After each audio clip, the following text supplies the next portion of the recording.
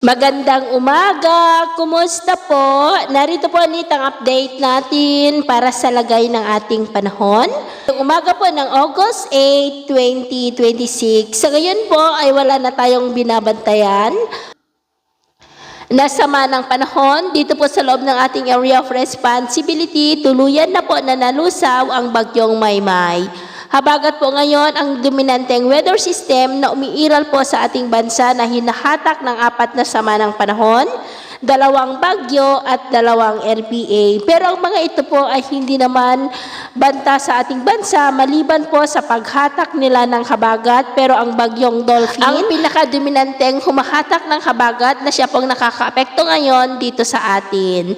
At sa atin naman po ang wind map forecast, posible na maglandfall ang bagyong Dolphin bukas ng gabi sa may China.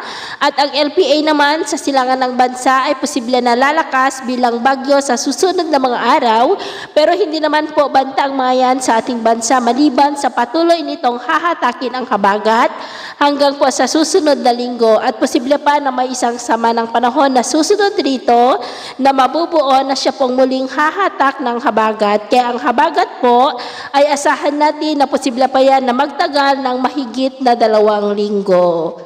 At ito naman po ang pinapakita ng forecast model nating ginagamit hanggang po sa susunod na 2 linggo. At sa lagay ng ating panahon, ngayong madaling araw ay may mga isolated rains, dulot ng habagat sa ilang bahagi po ng Ilocos Region, Central Luzon, Metro Manila, Cavite, Batangas, Mindoro, Northern Palawan, Legazpi, Antique, Romblon, Iloilo, Negros, Tagbilaran, Southern Leyte at Zamboanga del Sur. At mamaya po ay sisikat naman ang araw sa malaking bahagi ng bansa, lalo sa silangan, pero dahil sa habagat, ay asahan natin ang maulap na kalangitan with isolated rain sa may Ilocos Region, Cordillera, Central Luzon, lalo po sa kanlurang bahagi, Metro Manila, Calabarzon, Legazpi, Mindoro, Romblon, Aklan, Antique, Iloilo, Negros at Zamboanga del Sur. At mamayang hapon po, mas maraming lugar ulit ang makakaranas ng mas maulap na kalangitan with isolated rains,